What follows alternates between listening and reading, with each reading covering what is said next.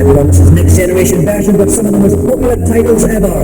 It's Nintendo's Ultra 64. I was up there last week at the Shinki Show in Tokyo, along with demos of 14 games in development. And here exclusively for the first time on TV, all 14 of them. Super Mario 64. The wee mustachio guy goes all 3D on us.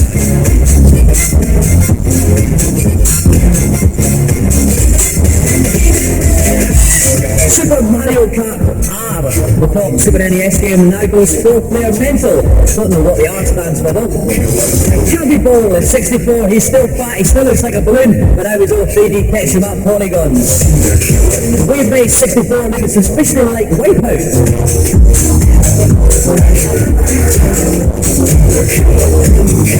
Pilot Wing 64, you may be noticing some kind of running theme in the titles here.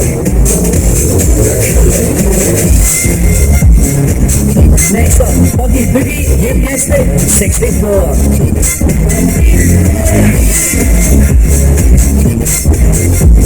And amazingly, a game that doesn't have 64 in the title, Blast Dozer, top mechanical buggy action ahoy. Shadows of the Empire provides the obligatory Star Wars tie-in for those of us who still think Mark Hamill's a well-adjusted human being. And GoldenEye, the gameplay version of the latest James Bond Uber, looking suspiciously like Virtua Cop.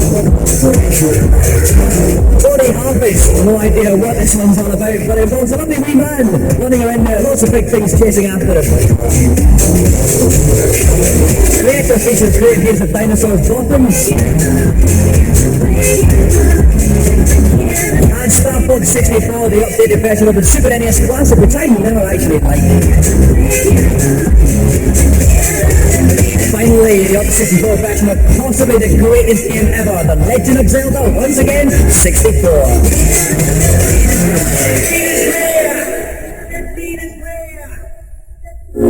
This Pamela Anderson of a console is due for release next spring with a target price of £200. 4 controller ports come as standard on the machine, but perhaps the most interesting aspect of the hardware is the controller itself. An obvious innovation is the central 3D stick, which allows precision 360-degree movement. It also controls the speed of the character, both essential tools for negotiating the next generation of 3D games. And because it's all 3D, different views can be chosen by pressing any of the 4 yellow buttons.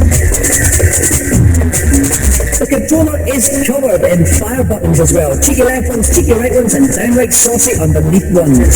With gameplay as complex as this, it's no surprise the controller also features a memory card, which enables you to save game positions and customize controller settings.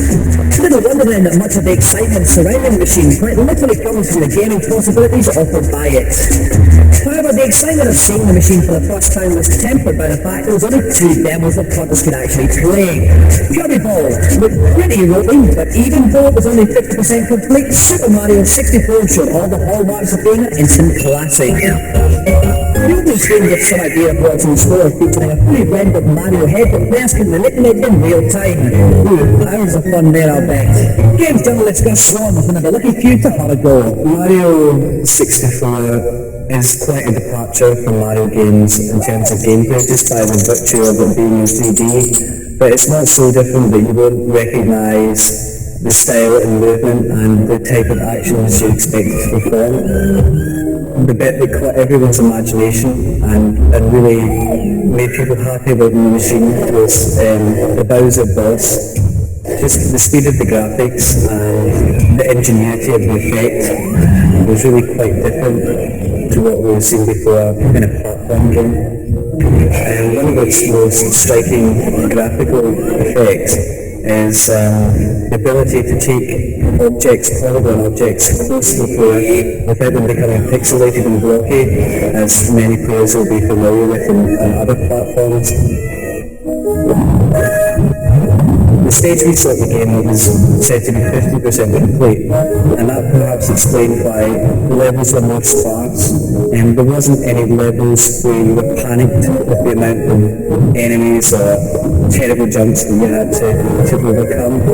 The size of the game may be up to 150 stages, and from what we've played in already, it looks as if it's going to be extremely playable, lots of hidden features as you progress, so don't have any doubts it's a great game. So, after a year of leading the next generation field over the Sony and Sega, the biggest video games company in the world is poised for a truly formidable comeback. Admittedly,